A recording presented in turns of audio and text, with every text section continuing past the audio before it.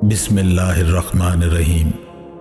کسی بھی ایک حکمران یا قاضی کے پاس دین کے احکام سے متعلق کوئی معاملہ فیصلے یا حکم کے لیے پیش ہوتا ہے تو وہ حکمران یا قاضی اس معاملہ کا اپنی مجتہدانہ رائے سے فیصلہ کر دیتا ہے۔ پھر وہی معاملہ اس فیصلے کے دوسرے حکمران یا قاضی کے پاس نظر ثانی کے لیے پیش کیا جاتا ہے۔ چنانچہ دوسرا حکمران یا قاضی پہلے فیصلے کے خلاف فیصلہ صادر کر دیتا ہے۔ پھر وہ دونوں قاضی یا قاضیوں کے فیصلے اس امام کے سامنے پیش کیے جاتے ہیں جس نے ان قاضیوں یا حکمرانوں کو اس عہدے پر تعینات کیا ہے، اور وہ امام دونوں قاضیوں کے اجتہادی فیصلوں کو درست قرار دیتا ہے، حالانکہ ان سب کا معبود بھی ایک ہے اور ان کا نبی بھی ایک ہے اور ان کی کتاب بھی ایک ہی ہے۔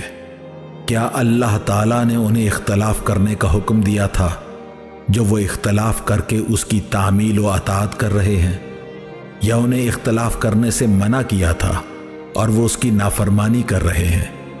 یا اللہ پاک نے ایک ناقص دین نازل کیا تھا اور ان سے اس دین کو مکمل کرنے میں مدد چاہی تھی اور وہ مدد کر رہے ہیں؟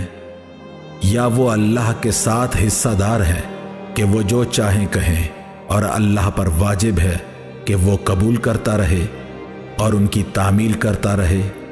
یا اللہ نے تو دین کو مکمل نازل کیا تھا مگر رسول نے دین کی تبلیغ میں اور اسے پوری طرح ادا کرنے میں کوئی کمی اور کوتاہی کی تھی؟ اور اللہ پاک نے تو یہ بھی فرمایا ہے کہ ہم نے قرآن میں کسی قسم کی اور کسی چیز کی بالکل کمی نہیں کی ہے، اور یہ بھی کہا ہے کہ قرآن میں ہر چیز کا باقاعدہ بیان کر دیا گیا ہے، اور یہ ذکر بھی کر دیا ہے کہ قرآن کے بعض حصوں کی تصدیق کرتے ہیں، اور یہ بھی حقیقت ہے کہ قرآن میں ہرگز اختلاف نہیں ہے۔ چنانچہ اس ذات پاک نے یہ بھی فرمایا ہے کہ اگر یہ قرآن اللہ کے سوا کسی اور کی طرف سے ہوتا تو اس میں بہت کثرت سے اختلاف پائے جاتے۔ یقیناً اس قرآن کی ظاہری صورت و معنی بڑی احتیاط سے حسن ترتیب رکھتے ہیں، اور قرآن کا پس منظر لا انتہا گہرا ہے۔